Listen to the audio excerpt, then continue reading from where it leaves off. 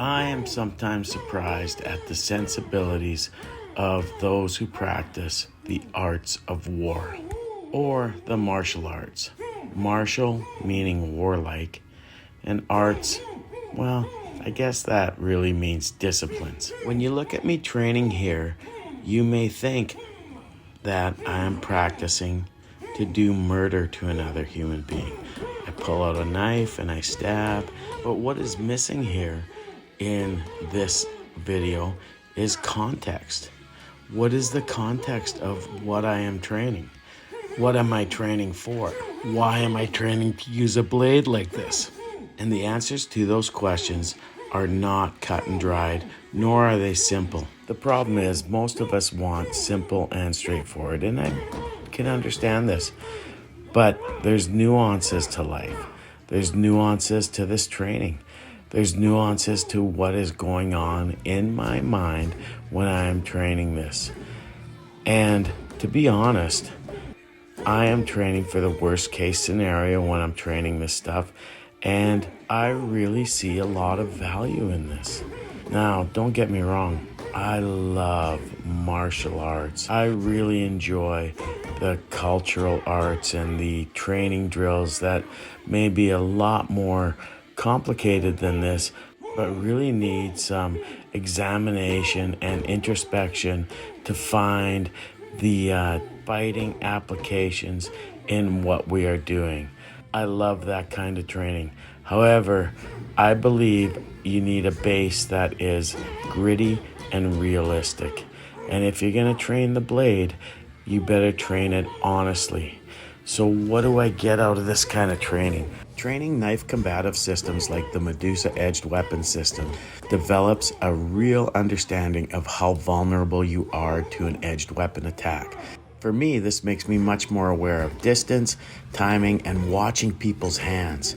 The deceitfulness of the Western Piper system and Medusa teaches me to be a better feeder when it comes to working empty-hand defense against a knife. Often, when we train the more artsy side of knife training, the flow and the beauty of Filipino martial arts, we can forget how ugly knife violence is. And in the end, that is what we are training. Also, this kind of training, when you think about it, when you actually conceive of what you are training to do, you will understand that there will be consequence to pulling a knife in a fight. So you will never want to pull your blade. You will never want to put yourself there unless you are in the absolute worst case scenario. At least if you have a small amount of intelligence and forethought. The other day, I watched a podcast with Kevin Goat and Todd Fossey talking about, is the knife a good weapon for self-defense?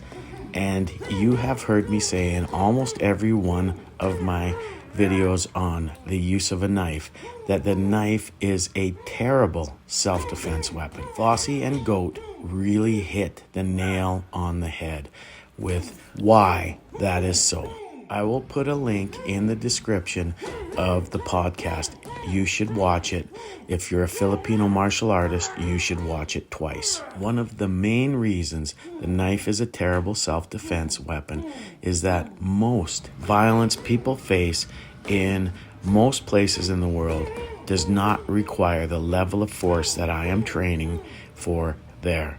In fact, not only do most violent altercations require less force than this, if you want to be seen as using reasonable force in the eyes of the law, which you should want to do, and you should train for in your use of force training. The lion's share of violence, to steal Todd Fossey's term, is social and interpersonal violence. And a large percentage of that is violence from people that we know.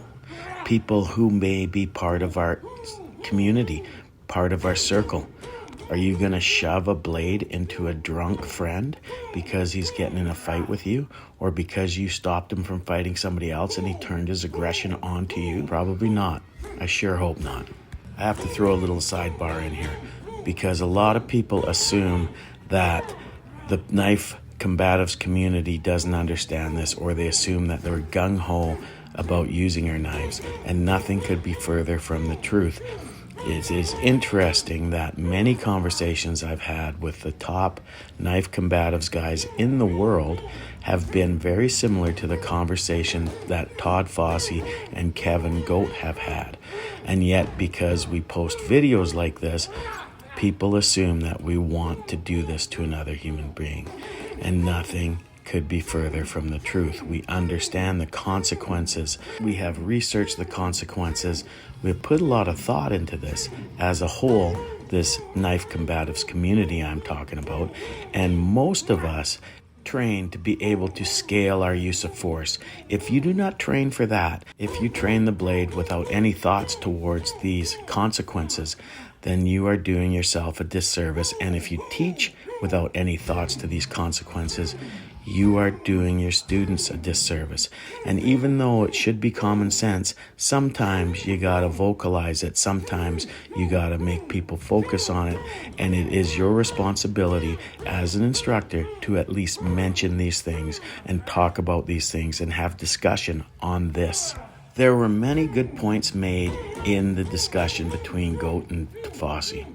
One of the best was the idea of deploying your folder under duress, taking a hand away from defending yourself when you are already under attack, because let's face it, most attacks will be ambushes if you're dealing with a criminal. So if you are fortunate enough to be able to actively defend yourself, putting a hand onto a weapon while you are under full attack, full violence, might be a very bad tactic.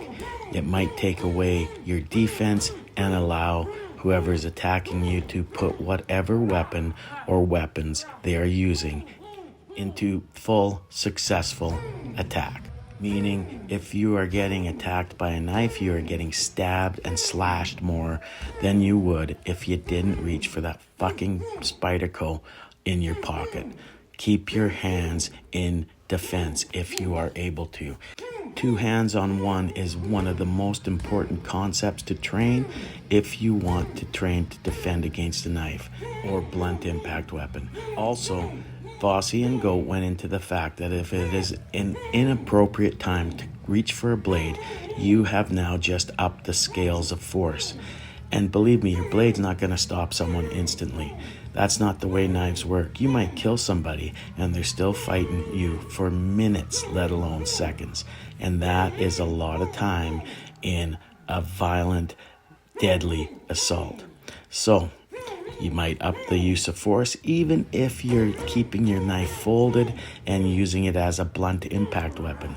Anytime you pull a knife, you've now pulled a lethal force tool into a fight. And this is why I love training Medusa, because it keeps me honest about what I am doing and what I am training. It doesn't give me any illusions. It doesn't take away from the gross, disgusting violence that is knife combatives. And let's not forget that there's a lot of bias against knife use. And yes, I have known of people using a knife in violence and it being seen as reasonable force, but these are extreme cases and not the average case, and definitely not the case it would be if you were a trained knife combatives person. Believe me, if you use a knife in a violent altercation, you are behind the 8-ball legally. One thing Todd Fossey said is that the cons far outweigh the pros, and I agree with him. Knives do not immediately stop people. Knives are hard to access under duress. Knives are seen as something that decent citizens do not use for self-defense. In fact, any tool used in self-defense will be used against you in a court of law. You have to understand how to use police speak when it comes to this. You need to study use of force from people who do this as a living. You need to study people like Todd Fossey. You need to study people like Masad Ayub. You need to read books from people like this. You need to listen to podcasts, because if you ever get in a situation where you have to use this level of force, you will have to be able to explain yourself in a way that it is written just like a use of force report from a police officer. You have to be a professional. To do otherwise, to not have this kind of attitude and training and carry a blade for personal protection is irresponsible. Links to the podcast and my Patreon are in the description. Thank you.